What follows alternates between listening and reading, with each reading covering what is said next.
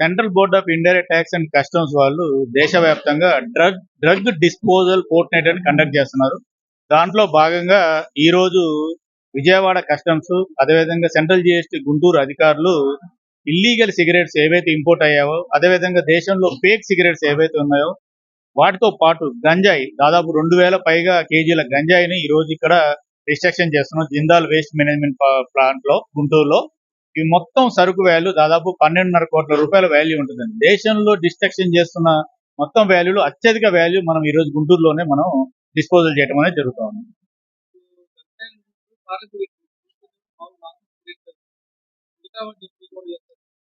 ఇప్పుడు ప్రస్తుతం ఇక్కడ ఉన్న కెపాసిటీని బట్టి ఒకదాని తర్వాత ఒకటి చేయడం జరుగుతుంది. ప్రస్తుతానికి డొమెస్టిక్ సిగరెట్స్, ఫేక్ సిగరెట్స్ చేస్తున్నాం. ఇంకొక 1 hour లో గంజాయి స్టార్ట్ అవుతుంది. దానికి high level drug disposal committee ఉంటుంది. వాళ్ళ ఆధ్వర్యంలో, వాళ్ళ పర్యవేక్షణలో జరగాల్సి ఉంటుంది.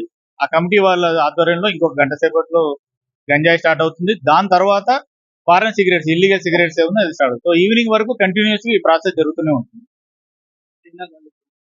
యా, వీటితో పాటు కూడా మేము ఒక నెల రోజుల క్రితం చైనీస్ గార్లిక్ అనే దాన్ని ఐడెంటిఫై చేసి దాదాపు 10 టన్నుల చైనీస్ గార్లిక్ ని మనం సీజ్ చేయడం జరిగింది. ఇది ప్రమాదకరమైన ఫంగస్ ఉందని చెప్పేసి కేంద్ర ప్రభుత్వం వాళ్ళు దీన్ని బ్యాన్ చేశారు ఇండియాలో. అది మన రాష్ట్రంలోకి వస్తున్నప్పుడు మనం గమనించి దాన్ని సీజ్ చేయడం జరిగింది. దాన్ని కూడా ఇక్కడ డిస్పోజల్ చేస్తున్నాం. దాదాపు 25 లక్షల రూపాయల వాల్యూ ఉంటుంది చైనీస్ గార్లిక్.